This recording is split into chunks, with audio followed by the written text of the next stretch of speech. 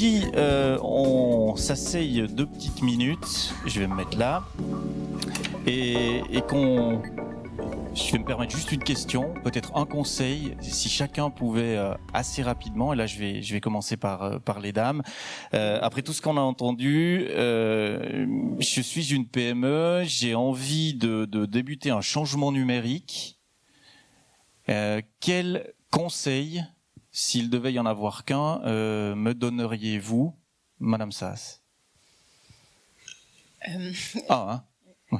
Je pense qu'il faudrait appliquer peut-être les modèles que monsieur a présentés, c'est-à-dire prendre du recul et puis peut-être commencer par un bout et être en fait se préparer à faire un changement peut-être sur un aspect de son entreprise et y aller peut-être étape par étape. Donc faire une photo pour déterminer par où on veut commencer.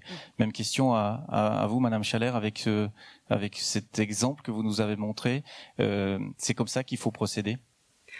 Oui, tout à fait. Pour moi, le conseil que j'aurais à donner, c'est on l'a aussi mentionné dans la présentation, c'est de changer un peu la manière dont on voit la communication, c'est-à-dire que c'est pas un département, mais que c'est l'affaire de tout le monde. Et puis à partir du moment où on change cette conception des choses, on comprend qu'on doit procéder c'est tout un processus pour changer la communication d'une entreprise et par la numérisation. Justement. Donc pour vous, c'est l'implication de tout le monde, monsieur transversal. Monsieur Mostad? Oui, moi je dirais que on entend beaucoup de choses sur le sujet qui font peur. Mon conseil, ce serait sortir du fantasme et des fantasmes.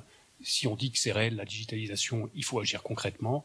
Et je rejoindrai vous, Madame Sass. Madame Sass, excellent prénom, Software as a Service. En disant, effectivement, pragmatisme et travailler avec les collaborateurs. Le chemin le plus court vers le changement, c'est pas de fantasmer sur des technos qu'on va essayer de faire fonctionner après coup. Donc il y a une vraie logique à faire les choses et ça passe par ce que vous avez mentionné. Une question aussi pour Monsieur Gaspo, si vous êtes d'accord de me passer le micro. Merci. Plutôt, si on commence par... on décide de commencer par un bout, en impliquant tout le monde, etc. Comment est-ce qu'on va être sûr qu'on va ajouter de la valeur dans une transformation, dans une transition digitale? Je pense que l'élément le plus important, c'est toujours de se placer au centre, de savoir quelle proposition de valeur on offre à qui. Est-ce qu'on veut offrir plus de propositions à nos clients? Est-ce qu'on va être plus étroitement lié à nos fournisseurs? Et dans ce cas-là, on va pouvoir mesurer directement. C'est-à-dire que si on digitalise pour digitaliser, on va être un peu dans le noir. Alors que dès le moment où on se dit, je vais le faire pour permettre d'augmenter la proposition de valeur vis-à-vis de mes clients ou de mes fournisseurs, à ce moment-là, on a un but bien clair et puis on pourra le mesurer aussi. Très bien, toujours cette notion de métrique et d'analyse, que ce soit avant ou que ce soit après, pour corriger le tir et puis pour adapter. Je vous propose, puisqu'on n'a pas énormément de temps, de voir s'il y a des questions dans la salle. Alors je vous prierai de lever la main. Il n'y a pas forcément un micro qui va se balader, mais sur votre question, on devrait vous entendre jusque-là. Est-ce que quelqu'un ose se lancer sur une question par rapport à tout ce qu'on a entendu? Je regarde la salle. Monsieur, au fond, s'il vous plaît.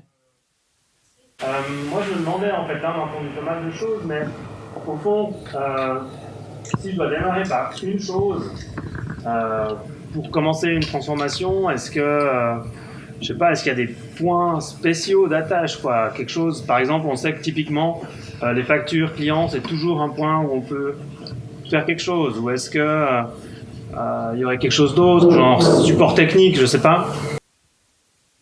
Est-ce que votre question s'adresse en particulier à quelqu'un? On voit tout de suite Monsieur Gaspo qui donne le micro à Monsieur Mostad, donc c'est presque lui qui est désigné pour répondre. Monsieur Mostad, vous sentez de répondre à ça? Oui.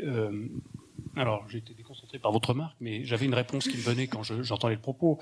Moi, ce qui me semble important dans ce cadre-là, c'est justement pas de sauter à une idée. Hein. Moi, pour vous donner un exemple, des gens qui viennent vers moi, que je connais, qui sont des spécialistes des techniques d'analyse avancées, donc ce qu'on utilise quand on est dans le domaine du big data, et qui, voilà, mais je suis un client, il a lancé le projet, mais ça marche pas. On n'avance pas, parce qu'il y a un moment où un projet c'est joli, mais il faut des ressources humaines et financières. Il faut être sûr de ce qu'on veut faire. Alors vous parlez des factures, on peut réfléchir à, c'est classique dans la gestion du changement, un quick win, hein, ce qu'on dit, ou les fruits qui sont en bas. Maintenant, si c'est pour se donner une petite satisfaction et se rassurer, très bien. S'il faut simplement regarder en face ce qui est en train d'arriver, pour moi, c'est avant de décider, pour pouvoir aussi ensuite avoir la force de conviction et de travail dans le changement, il faut savoir où on en est. C'est, bon, vous allez me dire, c'est un petit peu subjectif, hein, mais moi j'ai peur de ce genre d'analyse où on tire avant de demander à la personne qui elle est, quoi. L'approche western, bof, quoi. Madame Sass, vous opinez du chef au propos de Monsieur Mustad. Est-ce que vous voulez ajouter quelque chose ?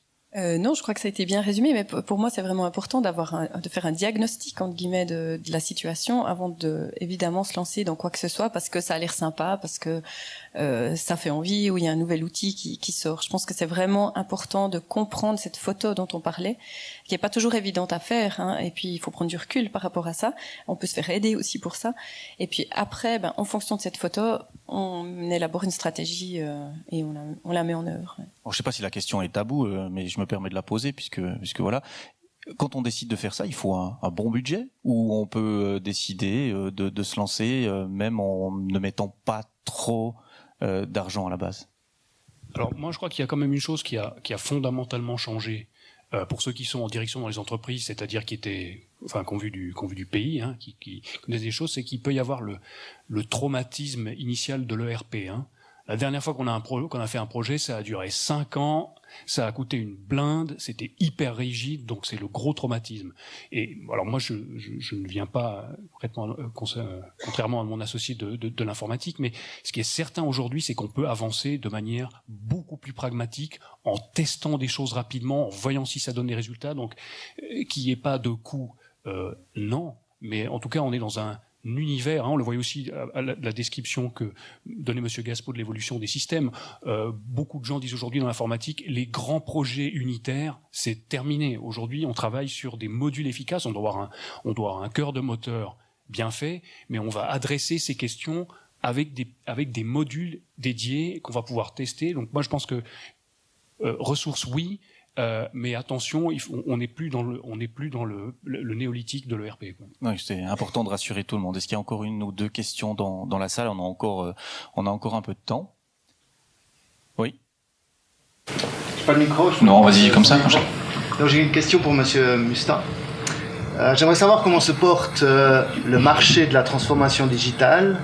Autrement dit, quelles sont les régions où c'est que vous avez le plus de demandes. Et puis, est-ce que vous pouvez nous dire sur quel type d'intervention ? Est-ce que c'est plus au niveau opérationnel, au niveau business model, ou alors au niveau expérience client ? Alors moi, il y a mon petit bout de la lorgnette à moi, puis il y a la réalisée. Je pense que c'est un marché qui explose évidemment dans tous les sens, hein, puisque tout le monde veut bouger partout. Donc il y a des tas d'acteurs différents. Il y a des gens qui sont excellents, qui sont très bons, qui savent où ils vont vous emmener. Des gens qui sont des spécialistes fonctionnels, des spécialistes outils. Il y a des gens qui mènent des réflexions plus générales. On est dans l'ère de la digitalisation, donc ça bouge aussi. Hein. Vous pouvez voir que notre offre à nous, elle est un peu disruptive par rapport à du conseil, où finalement, enfin voilà. Mais il y a beaucoup de choses, il y a beaucoup de conseils. Si on a besoin d'aide ou de réflexion, c'est très très riche. Il y a énormément de choses. Est-ce que ça bouge plus dans différentes régions ? Moi, mon sentiment... Alors, pourquoi je me permets de dire ça ?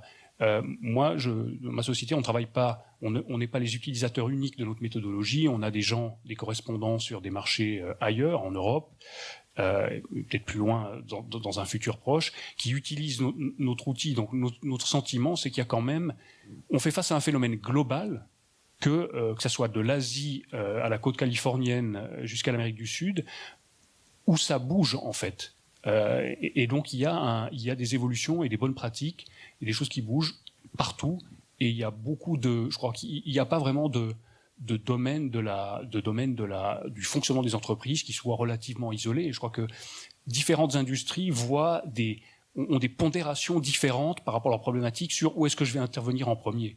Donc c'est vraiment une réponse de Normand, je vous donne, mais pour moi ça bouge partout, tout le temps. Voilà. Oui, ça bouge aussi à de l'aimant. Vous voulez encore rajouter quelque chose, Madame Sass ? Non ? Ok. Est-ce qu'il y a encore une question dans la salle, monsieur, au premier rang ? Nous partons à travers vos interventions du fait qu'on est engagé dans la digitalisation. Mais qu'est-ce qu'il y a en amont ? Qui décide ? Qui déclenche ? Quelles sont les résistances pour cette entrée dans la digitalisation. Est-ce que votre question s'adresse à quelqu'un en particulier? Monsieur Gaspo, vous... À ceux qui sont au front. Je pense pas qu'il y a quelque chose quelqu'un qui va vous dire vous devez bouger. Je pense que c'est un ensemble de l'environnement qui va venir. Vos clients qui vont en avoir, on disait avant, avoir marre de pas pouvoir savoir où sont leurs commandes, alors qu'ils peuvent le savoir pour leurs photos, mais pas pour leurs produits. Vos employés qui peuvent pas communiquer avec leurs collègues comme ils arrivent à communiquer avec leurs amis, etc. Et puis c'est ça en fait. La technologie, elle habite déjà chacun de nous dans la société. Et puis les entreprises se trouvent confrontées à ce mouvement qui fait que leurs employés, que leurs clients, que leurs fournisseurs leur demandent en fait d'évoluer avec le reste de la société, parce qu'elles se trouvent en décalage d'une manière ou d'une autre. Elles n'arrivent pas à suivre ou elles n'ont pas encore suivi. Et c'est ça qui va les pousser à changer. Et puis on parlait avant de quick win, et c'est peut-être ça un peu la chose qui peut être dangereuse, parce qu'on va se dire tiens, nos clients ils veulent avoir accès en temps réel à l'état de leur commande. Alors on fait vite un petit projet, on investit de l'argent, on met quelque chose en place pour pouvoir typiquement suivre l'état de nos commandes à distance. Mais si on n'a pas changé tous les processus qui sont à l'intérieur, ça va pas servir à grand chose en l'occurrence. Donc je pense que c'est plutôt un mouvement de masse qui vient du fait qu'on a tous dans notre poche un téléphone qui est connecté. On a bientôt la 5G qui arrive. Donc on a accès à l'information tout temps, en tout lieu. Et on comprend pas que c'est pas possible de l'avoir dans nos entreprises, avec nos partenaires et avec nos clients. Et c'est là en fait où on est obligé de bouger. Donc en fait c'est un peu la faute aux gros mastodontes de l'informatique, aux Google, Amazon, Facebook, etc., qui ont poussé le mouvement, ils en ont bien profité, et puis maintenant il y a le reste du marché qui est obligé de suivre, parce que si on n'avance pas, on va être bloqué. C'est ça, on ne peut plus ne pas en être. On ne peut plus pas en être parce que nos clients vont pas nous attendre. Si nos clients, aujourd'hui, on prend le shop, typiquement, plus de 60% des commandes se font via mobile, s'ils décident de pas vous offrir cette plateforme-là, c'est terminé. Quelqu'un qui vous vend des produits en ligne qui n'a pas d'interface mobile, il est simplement exclu du marché. Comme l'était il y a 20 ans, les commerces qui acceptaient pas les cartes de crédit de leurs clients, enfin les lecteurs de cartes de crédit, ils étaient pénalisés puisque une partie de la clientèle allait systématiquement vers ceux qui les offraient. Et ils ont été obligés d'investir dans du matériel. Et donc c'est vraiment ça qu'on est en train de voir. On a le temps. Vous vouliez rajouter quelque chose? Oui, bien sûr. Je voulais juste rajouter quelque chose. Ça va aussi pour les structures qui ne vendent rien. Là, on parle beaucoup d'entreprises, mais par exemple, la Fondation O2, on gère des projets. Et puis, les demandes, elles sont aussi venues des collaborateurs, où on a vu qu'on était effectivement bloqué, par exemple, dans la communication. On utilisait WhatsApp, alors que c'est quand même privé, etc. Donc, on a aussi dû réfléchir à des outils qui sont parfois gratuits, qui sont très simples d'utilisation pour répondre aussi à des petites demandes. Et puis, du coup, après, on va un peu plus loin. Donc, c'est pas non plus toujours une immense stratégie à mettre en place, mais c'est juste être à l'écoute aussi de tout le monde et des besoins qu'on a pour améliorer ces pratiques. Et le fait d'avoir mis certains outils, même gratuits ou même accessibles ou avec des abonnements qu'on mutualise, etc., qui sont ouverts, parce qu'aujourd'hui, vous l'avez dit, on a une plétitude de choses qui existent, et parfois, on ne doit pas tout le temps les créer, on peut les reprendre, en prendre des bouts. Ça a aussi permis d'améliorer nos pratiques et de passer plus de temps pour des compétences métiers plutôt que pour des compétences, pour des pertes de temps dans certaines activités qui étaient valorisantes pour personne. On a pu accélérer ce temps-là pour que les gens puissent se concentrer sur ce qu'ils aiment faire et ce qu'ils savent faire le mieux.